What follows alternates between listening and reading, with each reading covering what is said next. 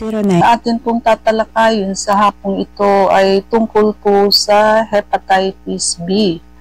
Ito ho ay isang liver infection po ito that is caused by hepatitis B virus. And pwede ho itong mag-range from mild acute illness to chronic long-lasting infection. So pwede hong bigla, pwedeng dahan-dahan, progressive, lalong tumatagal, no? At ang chronic hepatitis B virus, pwede ho itong mag-lead sa serious health issues tulad ho ng cirrhosis, liver failure, or liver cancer. Pero kadalasan ho, liver cancer. Kaya dapat ang may hepatitis B papa-ultrasound every 3 months man lamang, no? Para makita ho kung may tumutubong bukol or nagsisirosis na ang liver. Iba ho ito kaysa sa hepatitis A. Ang hepatitis A, di ho ba, oral fecal sa pagkain na kukuha. Ang hepatitis B, transmitted ho ito through exposure sa infectious body fluids. So sa body fluids, so tulad ng blood, semen, or vaginal secretion. So, common mode ng transmission, yung mother to child ho, sa panganganak.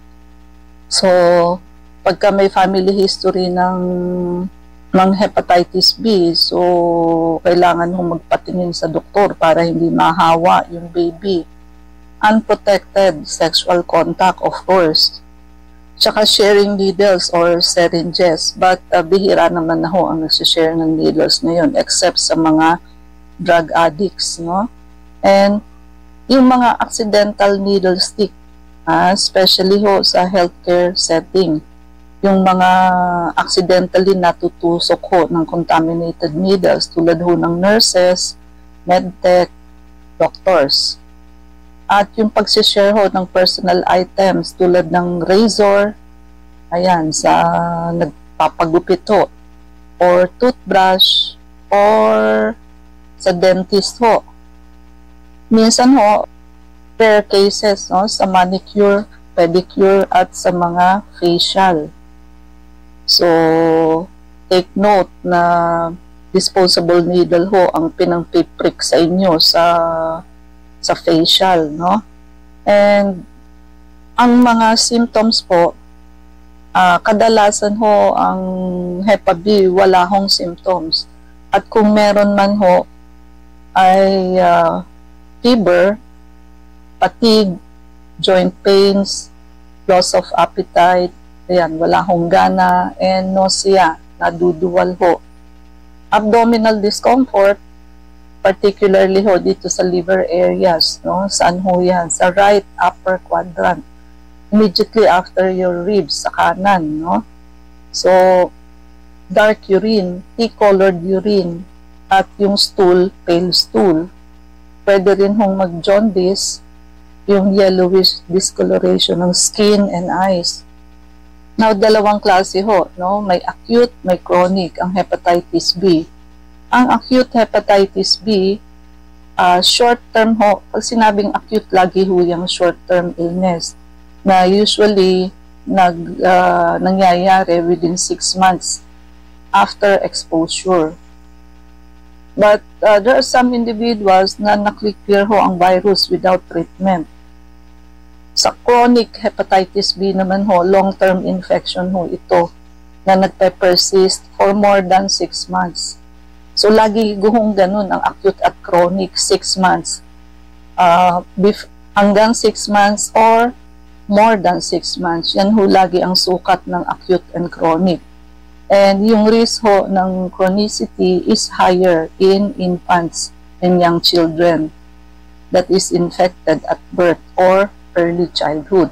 So, kaya ho, minsan may parents ho na may Hepa B, so kadalasan ho ang anak lahat positive, no? Kaya pagka bago ho kayo mag-asawa, mas maganda ho kung mag-attest kayo pareho for Hepa B, and hindi lang, pati na rin HIV.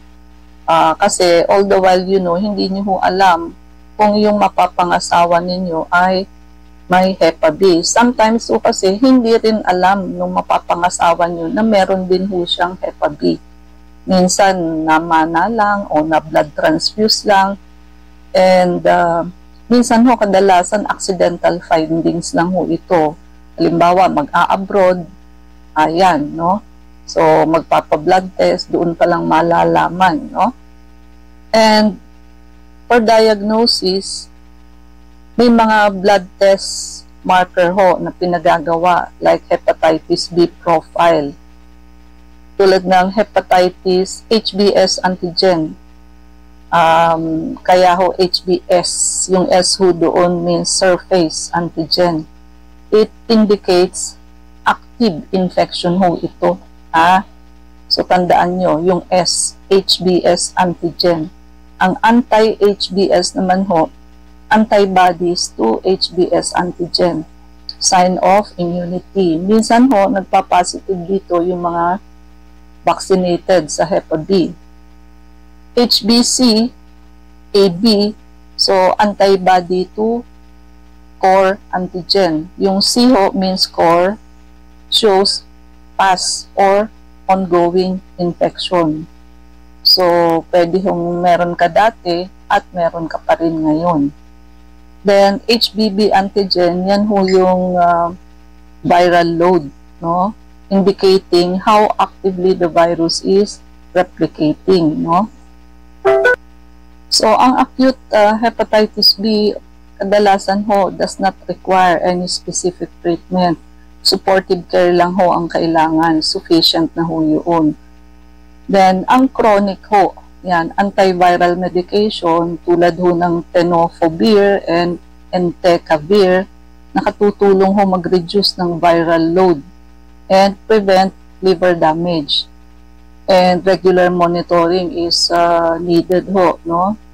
So, in short, wala hong cure sa chronic hepatitis B, no? So, yung sinabi ho nating gamot is ang lesson lang ho ito ng viral load, no? At mag-prevent ng liver damage. But, andoon pa rin ho yung hepatitis B virus. Sa clinic ho natin, meron ho tayong laser and also ultraviolet, ozone, and high-dose vitamin C to address hepatitis B virus, no?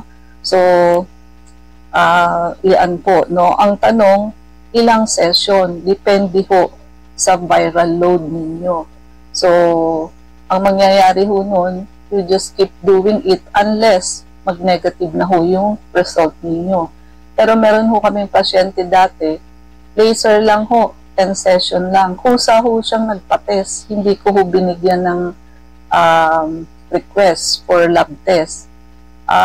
Ayun ho, pagbalik sa clinic, nagtatatalon at siya daw ho ay negative na. Hindi niya nga ho natapos yung 12 session kasi sa 10 session pa lang ho, nag-negative na po, no? So, ganun ho kagaling ang laser natin, no? And how much more ngayon po, may ultraviolet na ho tayo, tsaka ozone. Dati nga ho, ang laser pa lang ang ating blood cleansing. So, the more, kasi ho, ang ultraviolet, may ano ho ito even HIV, kaya hong patayin ito, no? Nagpo-form ho kasi ito ng blueprint sa immune system ng tao. Kaya, the next time you use UV, alam niya na ho kung paano niya lalabanan yung sakit, no? So, kaya ho, mas malaki yung chance at mas mabilis yung paggaling ng pasyente. At, depende ho sa age, kung kailan mai-infect ang tao. So, perinatal infection, mostly newborn infected at birth ang nagde-develop ng chronic infection, 90%. At saka early childhood infection, around 30 to 50% of children infected before the age of 6. Ayan, chronically infected ho yan. And sa adult ho, 5% ng adult develop chronic B hepatitis, while ang majority clear the virus naturally. So, pinakamarami ho, perinatal, yung nasa tiyan pa ho, ang fetus. Then, early childhood, then tsaka ho, adulthood. So, sino ho ba ang dapat magpa-test ng hepatitis B profile? Lahat ho ng tao.